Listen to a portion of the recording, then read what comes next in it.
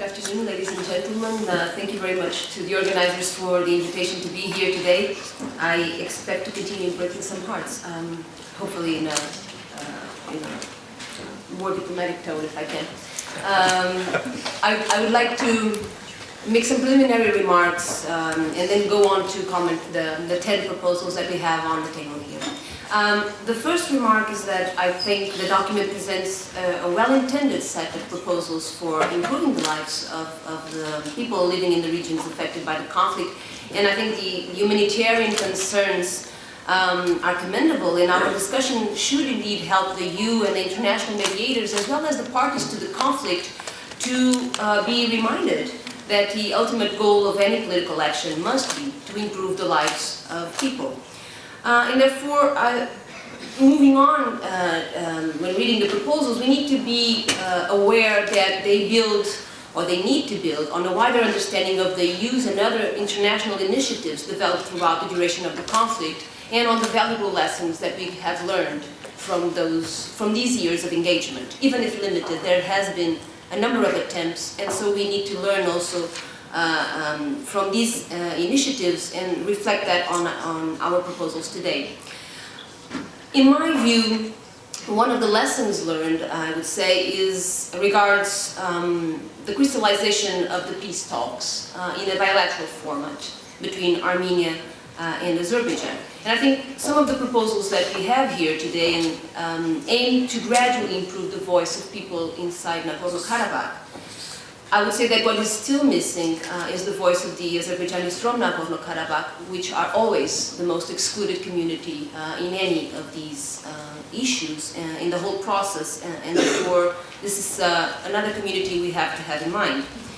Another important lesson is that the current mediation by the OSCE Minsk group has not really been challenged by anyone, not least the parties to the conflict themselves, and of course not by the members of the Minsk group, because if we think about it, we have 3 of the 5 permanent members of the Security Council in this format. If they can't solve the conflict, I risk saying that no one can.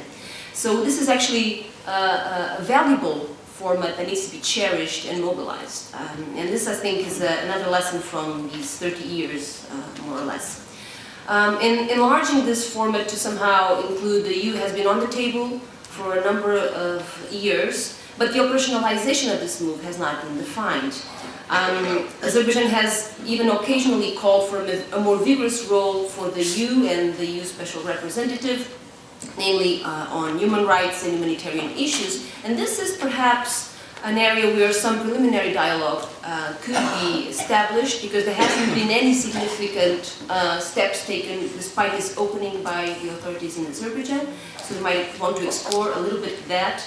And understand a little bit how the EU and the USR in particular can collaborate with the Minsk group and develop mutually supportive and complementary approaches. I think steps on humanitarian issues such as the exchange of prisoners and the bodies of soldiers, as well as efforts aimed at finding missing people, could prove an important area of action here, important for confidence building.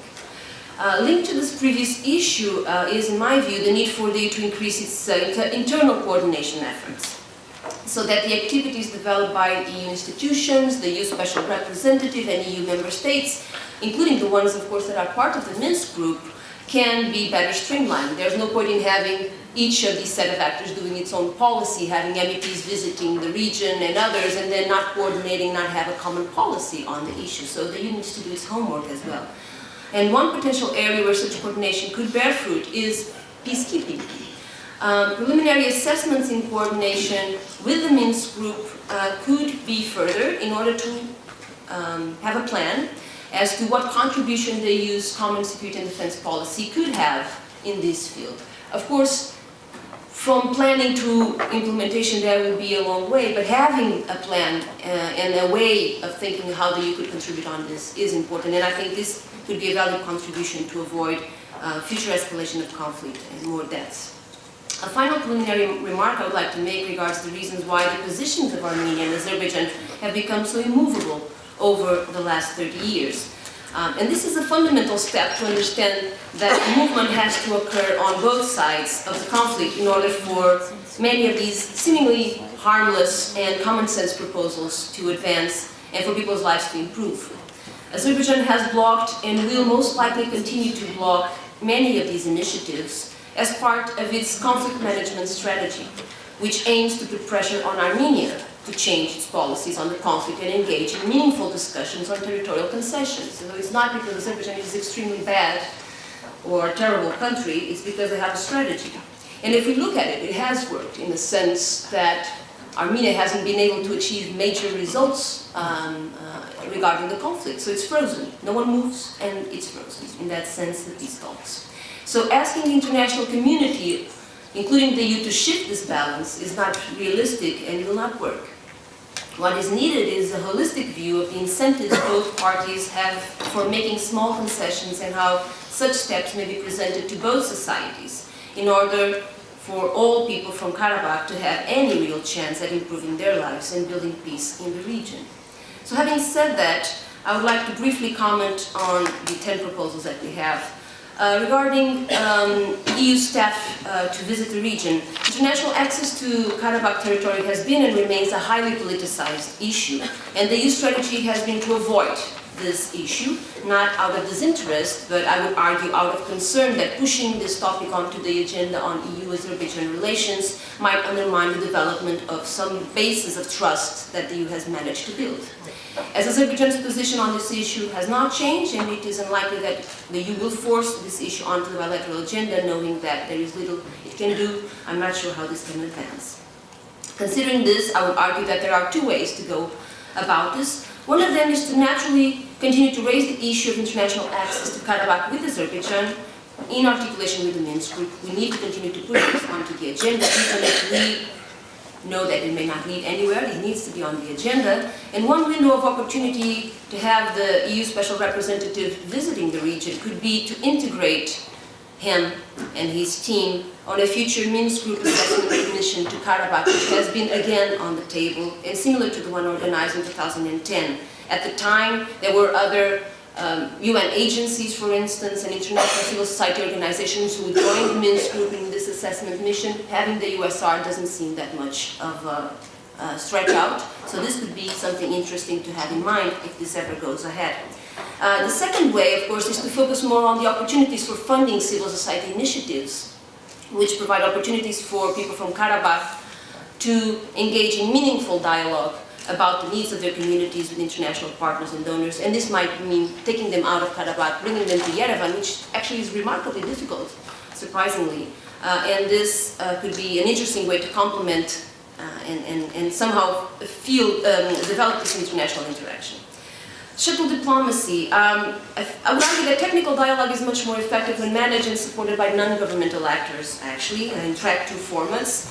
And the EU and the Minsk Group could fund and provide some forms of support to these initiatives, but I think the benefits of depoliticization need to be taken into consideration here. Create space for civil society exchanges. I think this remains a crucial part of any process aimed at building peace and is on the EU's agenda. So in that sense, we could say this about any conflict in the world, actually. And the EPNK, this initiative that the EU has, is an expression, of course, of this idea. So the EU is doing something, despite the limited visibility that the initiative has. I think in the framework of the Eastern Partnership, Armenian and Azerbaijani civil society organizations meet regularly to discuss the many issues on the Eastern Partnership agenda. This has been also pointed out earlier today. And this contact has successfully developed partly because the issue of Karabakh is absent from the agenda.